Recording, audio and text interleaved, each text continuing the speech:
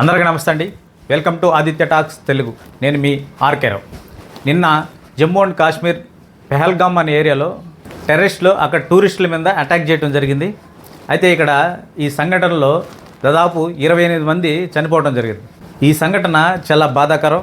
ఈ విషయాల గురించి మనం మాట్లాడే ముందు ఇంతవరకు నా ఛానల్ సబ్స్క్రైబ్ చేసుకోకపోతే ఒకసారి సబ్స్క్రైబ్ చేసుకోండి. అలాగే లైక్ చేయండి, షేర్ చేయండి.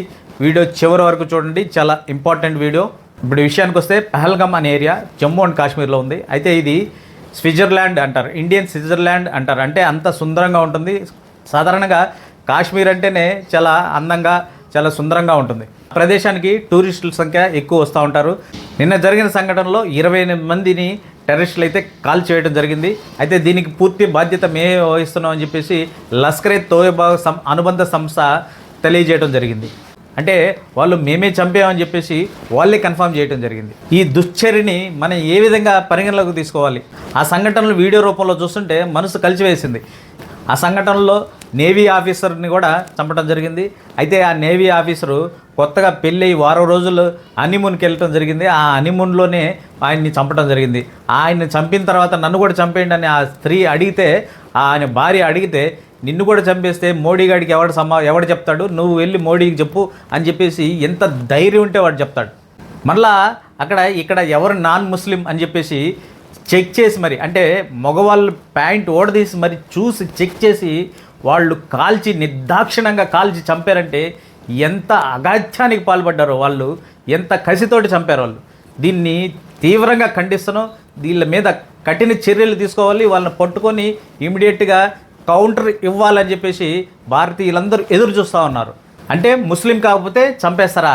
ఈ సంఘటనలన్నీ చూస్తుంటే అది అప్పటికప్పుడు అనుకొని చేసినటువంటి కార్యక్రమం లాగా కనిపించట్లేదు. ఇది ఆల్రెడీ ప్లాన్డ్గా వాళ్ళు అక్కడికి వచ్చి సంచరించి ఆల్రెడీ ప్లాన్డ్గా వాళ్ళు వేసుకున్న ప్లాన్లో భాగంగానే అక్కడ చంపడం జరిగింది. ఎందుకంటే వాళ్ళు బైకులతో వచ్చి అక్కడ వాళ్ళు చంపేసి మళ్ళీ అదే బైకుల మీద వెళ్ళిపోవడం జరిగింది. అంటే అక్కడ లోకల్లో కూడా ఎవరో ఒకరు సహాయం చేస్తుంటేనే కదా వాళ్ళకి అంత సపోర్టింగ్గా వచ్చేసి ధైర్యంగా వచ్చేసి కాల్ చేసి చంపేసి వెళ్ళిపోతారు. అంటే గతంలో జమ్మూ అండ్ కాశ్మీర్లో టెర్రరిస్ట్ అటాక్లు జరుగుతూ ఉంటాయి.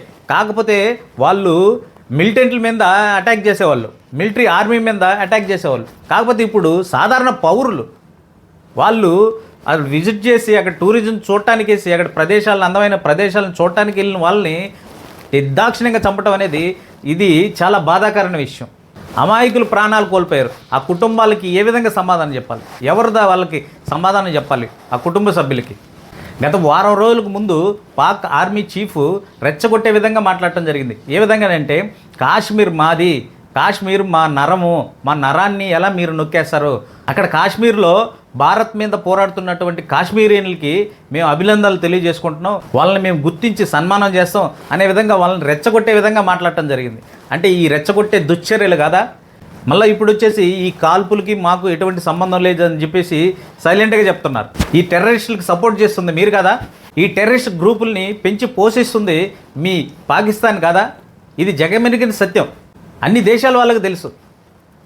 కాకపోతే మళ్ళీ ఇప్పుడు వచ్చేసి ఈ సంఘటనకి మాకు ఎటువంటి సంబంధం లేదని చెప్పేసి సింపుల్గా చెప్పేస్తున్నారు. ఇప్పుడు ఈ టైంలో ఈ టెర్రరిస్ట్ అటాక్లు చేయడానికి కారణం అక్కడ టూరిజం బాగా డెవలప్ అవుతుంది. ప్రపంచ దేశాల నుంచి, నలుమూలల నుంచి యాత్రికులు వస్తున్నారు. అంటే ప్రపంచ యాత్రికుల ద్వారా అక్కడ భారత్లో కాశ్మీరు వేరు కాదు, కాశ్మీరు భారత్లోదే అని చెప్పేసి వీళ్ళు చూపించుకుంటున్నారు అనే సంఘటనని బ్రేక్ చేయడానికి కోసం. అంటే ఇక్కడ కానీ అల్లర్లు సృష్టిస్తే ఎవరు ఇక్కడికి రారు అని చెప్పి చూపించుకోవడానికి. మళ్ళా నిన్న 2 రోజుల ముందు America vice president JD Vance ఇక్కడ సందర్శిస్తున్న టైంలో, ఇప్పుడు ఇదే టైంలో కానీ ఇలా అల్లర్లు సృష్టిస్తే ఇక్కడ భారత్లో సెక్యూరిటీ సరిగా లేదు అని చెప్పేసి ఒక మెసేజ్ని పంపించే దానికోసంగా చేశారు. ఇదంతా ఇది ఇంతటితోటి అవదు. ఇక్కడ ప్రధాని అంతా తెలివి తక్కువవాడు కాదు, రామబంటు. అంటే ఆయన శక్తి సామర్థ్యాలు మీరు ఆల్రెడీ చూస్తున్నారు. ఆయన ఏం చేయగలడో, ఏం చేసి చూపిస్తాడో మీకు ఆల్రెడీ తెలుసు. నరేంద్ర మోడీ గారి యాక్షన్ ఎలా ఉంటుందో మీరు త్వరలోనే చూస్తారు.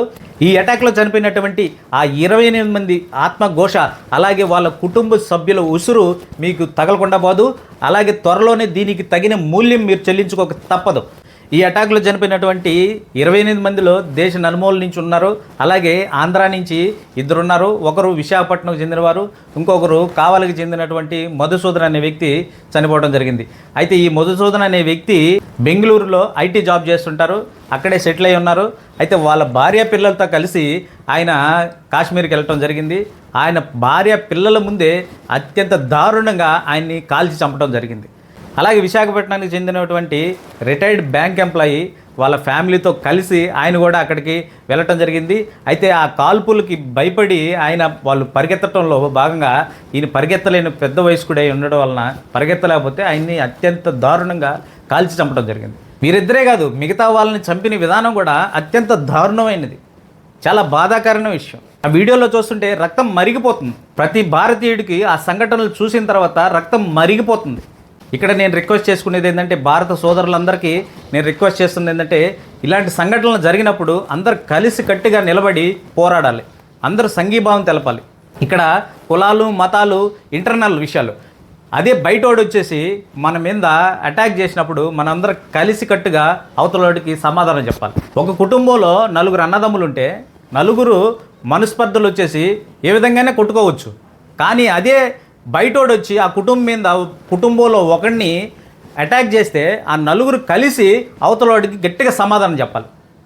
ఇది భారతదేశం చరిత్ర, ఇది భారతీయుల యొక్క దమ్ము ధైర్యం. దయచేసి స్పందించండి, అందరూ కలిసిగట్టుగా నిలబడండి, అందరూ కలిసిగట్టుగా నిలబడాలి, ముందుకు రావాలి, సంఘీభావం తెలపాలి. ఇక్కడ సోషల్ మీడియాలో కొంతమంది పోల్స్ నిర్వహించడం జరిగింది. అంటే ఈ టెర్రరిస్ట్ అటాక్ని మనం సమర్థిస్తున్నామా లేదా అని ఒక పోల్ నిర్వహిస్తుంటే, సమర్థించడం లేదని చెప్పేసి వాళ్ళ మీద చర్యలు తీసుకోవాలని చెప్పి 97% ఓట్లు వేస్తుంటే ఒక 3% మాత్రం దానికి సమర్థిస్తున్నాం అని చెప్పేసి పోల్ చేయడం జరిగింది. ఇలాంటి చూసినప్పుడు చాలా బాధ వేస్తుంటుంది. మన భారతదేశంలోనే ఉండి వాళ్ళకి సపోర్ట్ చేస్తున్నారంటే ఎలాంటి బాధాకరమైన విషయం చూడండి. భారతదేశంలో ఉండి భారతదేశంలో వాక్ స్వేచ్ఛ హక్కు కల్పించింది కాబట్టి మేము ఏ విధంగా మాట్లాడుకోవచ్చు అని చెప్పి మీరు భావించేసి ఆ టెర్రరిస్టులకి సపోర్ట్ చేస్తే మాత్రం ఇది సహించేది లేదు. దయచేసి ఇలాంటి చర్యలను మానుకోవాలని చెప్పేసి మేము రిక్వెస్ట్ చేస్తూ ఉన్నాం. ఈ టెర్రరిస్ట్ అటాక్లో చనిపోయినటువంటి 28 మంది కుటుంబ సభ్యులకి మా ఆదిత్య టాక్స్ తెలుగు ఛానల్ తరపు నుంచి మా ప్రగాఢ సానుభూతి తెలియజేసుకుంటూ, వారికి భగవంతుడు ధైర్యాన్ని కల్పించాలని చెప్పేసి, అండగా ఉండాలని చెప్పేసి, అలాగే ప్రభుత్వం ఆ కుటుంబ సభ్యులకి అండగా నిలవాలని చెప్పేసి మేము కోరుకుంటూ, అలాగే ఆ టెర్రరిస్టులకి మోడీ ప్రభుత్వం తగిన జవాబు చెబుతుందని చెప్పేసి మేము ఆశిస్తున్నాం. దానికోసంగా ఎదురు చూస్తూ ఉంటాం. జై హింద్, జై భారత్.